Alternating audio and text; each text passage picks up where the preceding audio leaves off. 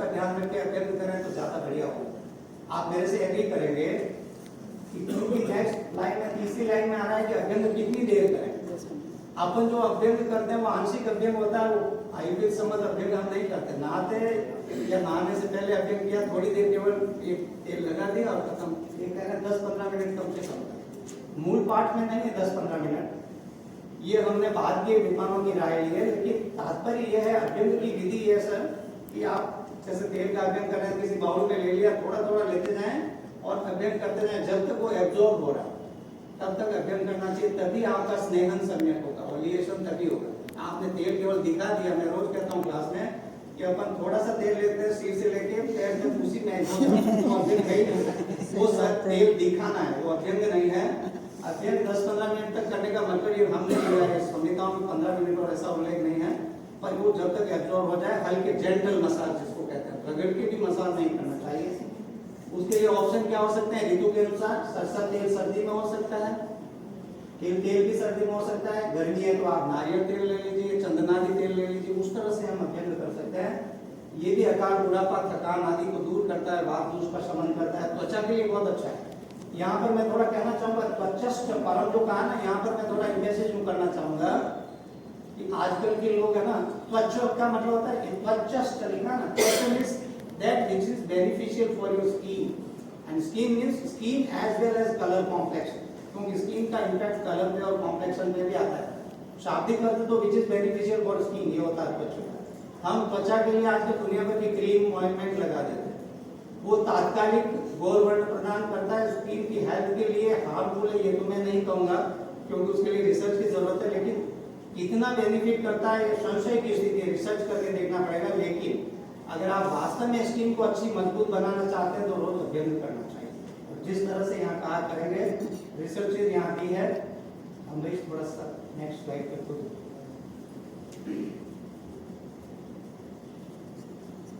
Thank you. अभ्यंग के बाद व्यायाम। व्यायाम का मतलब एक्सरसाइज है ना। एक्सरसाइज के संदर्भ में मॉडर्न मेडिसिन में देखोगे दुनिया भर की चीजें आएगी, एरोबिक अनएरोबिक एक्सरसाइज, फिर टाइम के लिए भी वो बताएंगे कि इतने मिनट बाद एक्स्ट्रा फैट बर्न होने लगती है। वो चर्चा आयुर्वेद में नहीं, पर व्यायाम की जितनी वैज्ञानिक चर्चा आयुर्वेद में है ना, वैज्ञानिक इसलिए कह रहा हूँ, इसलिए नहीं कि मैं आयुर्वेद का टीचर हूँ, ये तो यथार्थ है कि आयुर्वेद का हूँ, लेकिन यथार्थ स्वरूप है ये कि वैज्ञानिक विवेचन अभी मैं आपको सिद्ध करूंगा। सपोज कोई कहे कि आप जॉगिंग कर रहे हैं, कोई कहे, मैं नहीं कह रहा, तो 30 मिनट के बाद आपका एक्स्ट्रा फैट बर्न हो गया, तो इसका मतलब तो ये हो गया कि एक लाठी से सबको हाथ, क्योंकि all individuals are not having the same body strength. कुछ 15-20 मिनट में थक जाएंगे और कुछ हो सकता है 30 मिनट या 40 मिनट के बाद भी नहीं थकेंगे, उनके लिए तो वो ठीक है। 30 मिनट बाद थकने वाले, लेकिन 30 मिनट के पहले जो थक जाते हैं उनका क्या। तो आयुर्वेद ने क्या कहा, शरीर चेष्टा याच इष्टा स्तेर्यार्थ कलवर्तनी। हम उसको बॉडी एक्सरसाइज कहते हैं।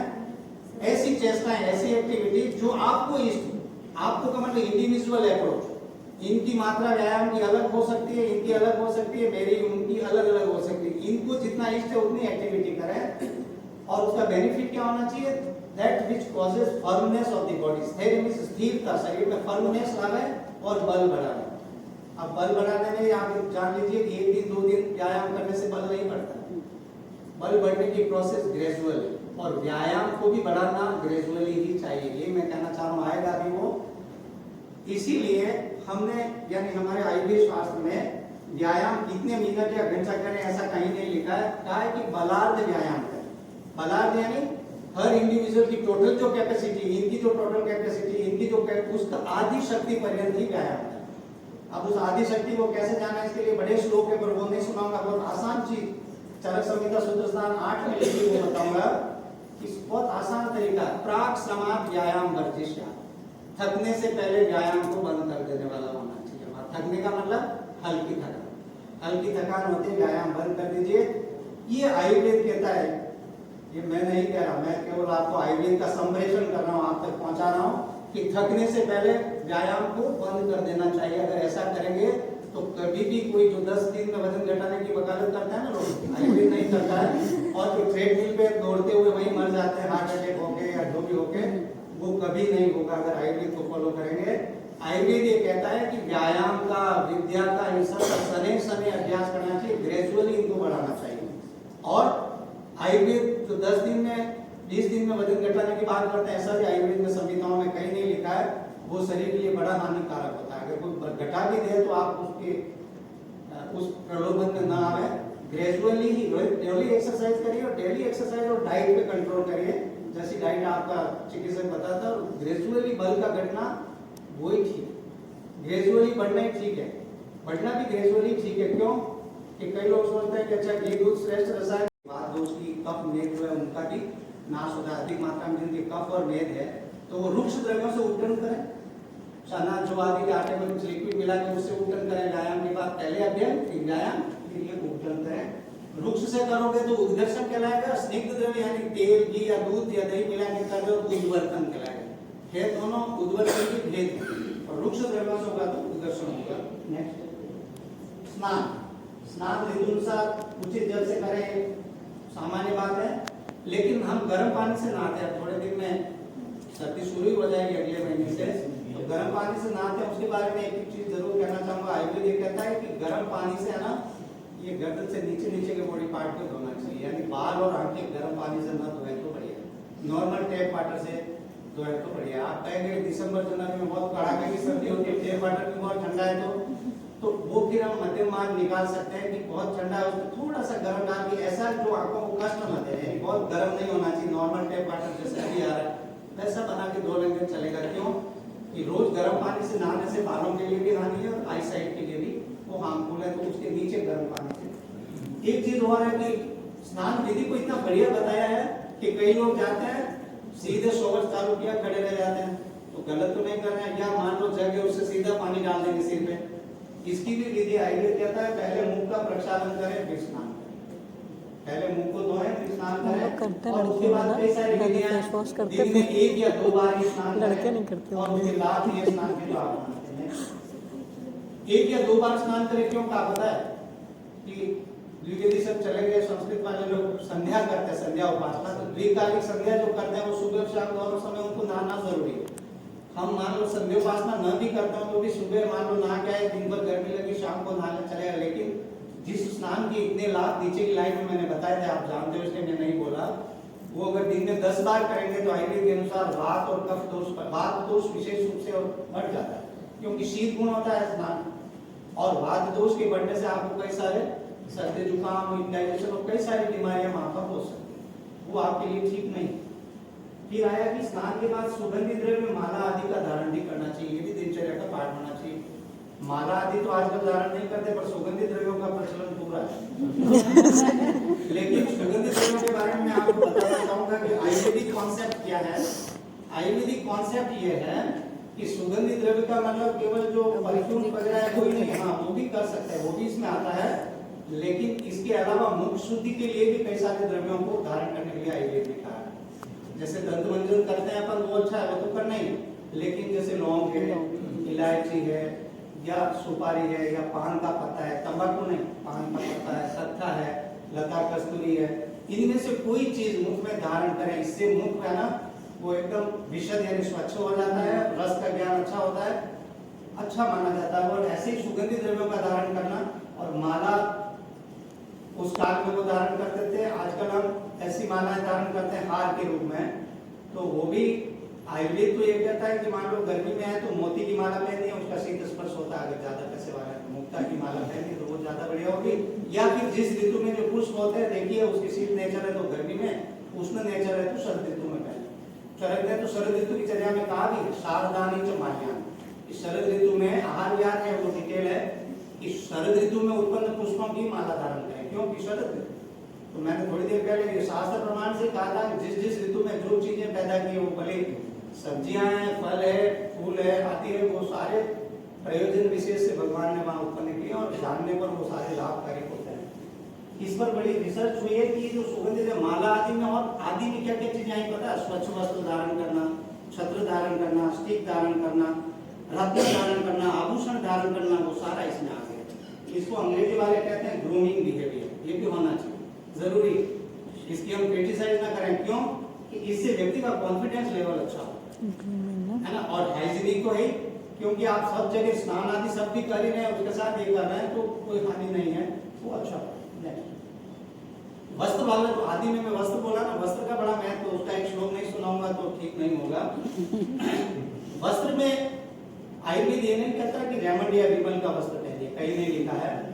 आयुर्वेद क्या कहता है? साधु वेश, आपका वेश साधु होना चाहिए। साधु का अर्थ सन्यासी नहीं, युगानुरूप संदर्भ में जो सोबर लगे, जो अच्छा लगे, जिससे उद्दंडता न झलके, ऐसी वेशभूषा होनी चाहिए। साधु यानी समीचीन, ठीक ठीक आपकी, यानी युगानुरूप संदर्भ में जो अच्छी वेशभूषा मानी जाती है वो पहने।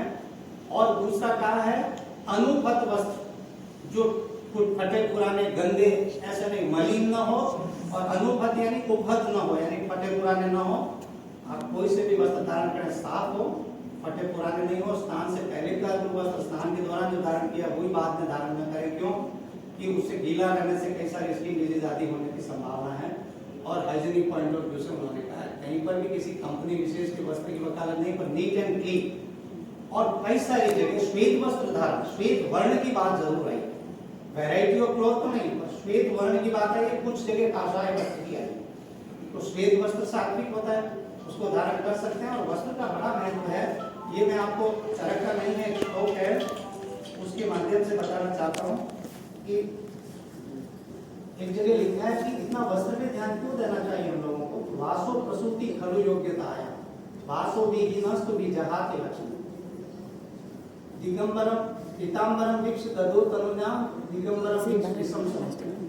कह रहे हैं कि वासो प्रसूति खलु योग्यता आया, अर्थात वस्त्र आपकी योग्यता का प्रकाशन करने वाले होते हैं। वस्त्र जो है ना, वो कई बार बहुत आपको ग्रेविटी दिला जाते हैं।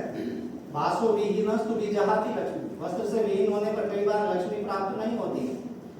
इसकी तरह कि जब भगवान को पीतांबर रूप में देखा तो समुद्र ने लक्ष्मी जी दी, पीतांबरम वीक्ष ददो तनुजाम, अपनी पुत्री तनुजा लक्ष्मी दी, 14 रत्नों में एक। और दिगंबरम वीक्ष विषम समुद्र, जब दिगंबर रूप में भगवान शिव दिखे तो उनको अलाहल विष दिया।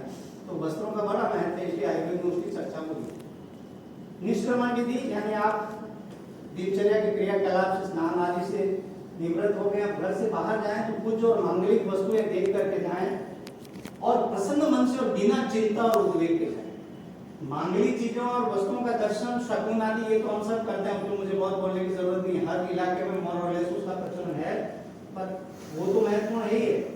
अष्टांग संग्रह में 108 शुभ चीजें बताई, उनमें कुछ सुनने लायक, कुछ देखने लायक, कुछ स्पर्श करने लायक चीजें। उन 108 मंगलों को सुनने से ही मंगल होता है, ऑस्पिशियस होता है। लेकिन सेकंड लाइन बड़ी महत्वपूर्ण है, बाहर घर से बाहर निकलने में। आज के युग में प्रसन्न मन और बिना चिंता उद्वेग के घर से बाहर है। आजकल का मनुष्य हर समय एंजाइटी से पीड़ित है, और एंजाइटी से पीड़ित और दुखी जो जाता है ना, जिस ऑफिस में ध्यान जाएगा वहां पर भी उतनी क्रिएटिविटी और उस ढंग का व्याख्यान या पढ़ाई नहीं कर सकता। और भी अनेक हानियां, छोटी हानि की नाम क्या, एंजाइटी में रहने वाले आदमी अक्सर एक्सीडेंट करते हैं, इनका ध्यान वहां होता नहीं। एंजाइटी में रहने वाले अल्कोहल का ज्यादा सेवन करते हैं, एंजाइटी डिप्रेशन वाले स्मोकिंग वगैरह ज्यादा करते हैं।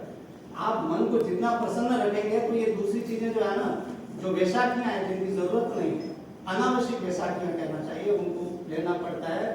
केवल उद्वेग युक्त मन के होने से जो नहीं होना चाहिए।